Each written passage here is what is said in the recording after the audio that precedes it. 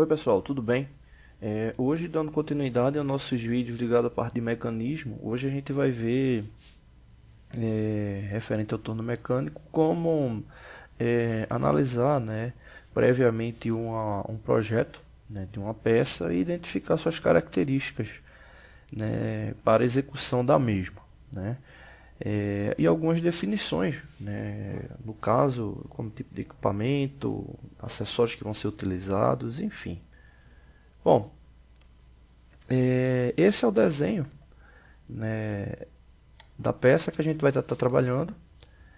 E nesse primeiro a gente vai estar focando nessa parte de planejamento, né? Depois a gente vai para a parte de simulação de execução, depois a parte de controle dimensional. Bom, o primeiro ponto que a gente tem que ficar aqui atento é justamente analisar se o equipamento que a gente vai utilizar, se ele tem alguma particularidade, né? Porque no caso do torno existem vários tipos de tornos, né? Então, esse primeiro momento é analisar esse tipo de equipamento, né? A peça, como ela está aqui descrita, ela possui vários diâmetros diferentes. Essa peça ela possui alguns chanfros, né? Justamente para quebrar a aresta. E ela não possui nenhuma operação interna, né? Então ela só tem perfilamento externo ou só tem usinagem externa. Então, com base nisso, aí a gente considera que é uma peça simples de ser executada. Então, um torno mecânico convencional é suficiente para essa execução, né? Que é o mais comum, né? Levando em consideração aí a fabricação dos mesmos. Bom, além disso, a gente deve observar o aspecto dimensional da mesma para observar a questão da seleção de instrumentos, né?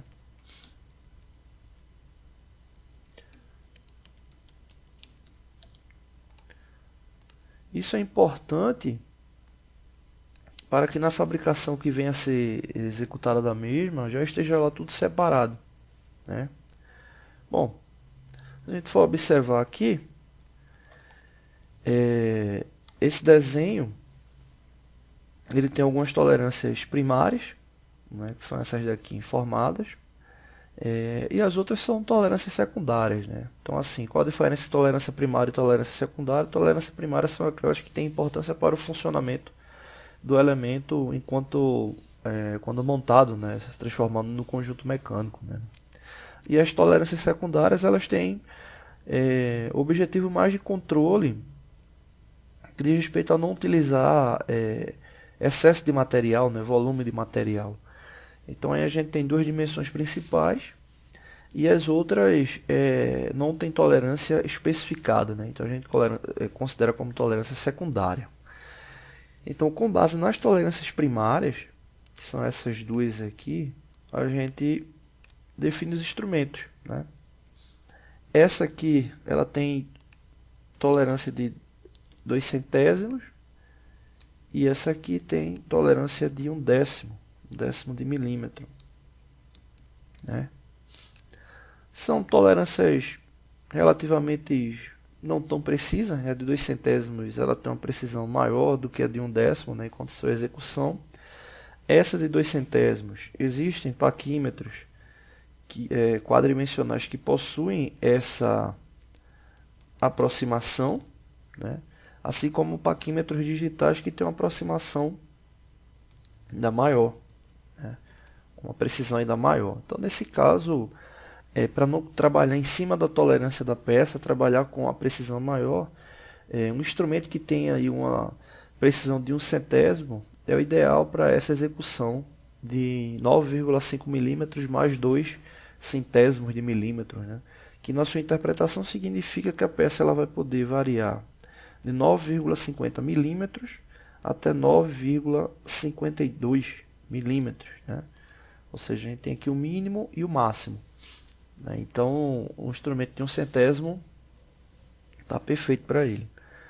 No caso, de baixo, né, esse aqui que é um décimo, existem paquímetros que possuem aproximação de 0,05, né, ou seja, 5 centésimos. Então, atende plenamente essa especificação. Essa tolerância de 45 mais um décimo significa que a peça ela pode variar de 45,00 até 45,10, né? Ou seja, um décimo aí de tolerância para a execução da peça. Então, esses dois instrumentos são os ideais, né? O paquímetro digital de 1 centésimo e o paquímetro quadridimensional analógico de 5 centésimos. Fora isso, ela possui chanfros, né? O próprio equipamento, enquanto sua fabricação, ele permite que você venha a deslocar, né, o carro porta-ferramenta no ângulo ideal. Então aqui os ângulos, todos eles são de 45 graus. Então o próprio equipamento ele vai dessa condição. Mas se você quiser ter mais precisão na verificação, você pode estar usando um goniômetro, né, que é um instrumento justamente para medir esses ângulos. Bom, fora isso, a gente tem que ficar atento também com as ferramentas que vão ser executadas, né? Então, nesse caso aqui, como ela só tem perfilamento externo, a gente indica, né, uma ferramenta para perfilamento voltada desbaste, uma para acabamento,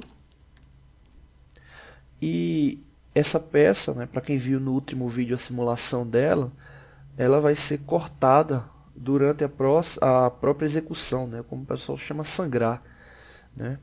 Então, como ela vai precisar fazer esse corte, ela vai precisar de uma ferramenta para corte, né, ou sangrar, né? Então, são essas três ferramentas que vão ser necessárias, né? Então, quando a gente for fazer a simulação, a gente vai especificar o tipo, as características específicas da ferramenta, tá bom? Para essa execução. Então veja que a gente está lembrando o detalhe seguinte, né? O objetivo desse vídeo é mostrar a dinâmica como um todo, né? Em outros vídeos a gente vai falar especificamente sobre as características e das características, seleção de ferramentas, enfim, vai ser uma série de vídeos aí bem longa. Bom, no próximo vídeo a gente vai estar falando sobre a simulação de execução e alguns parâmetros, né, no que diz respeito à simulação. Tá bom? Não deixe de se inscrever no canal, toda semana tem vídeos novos.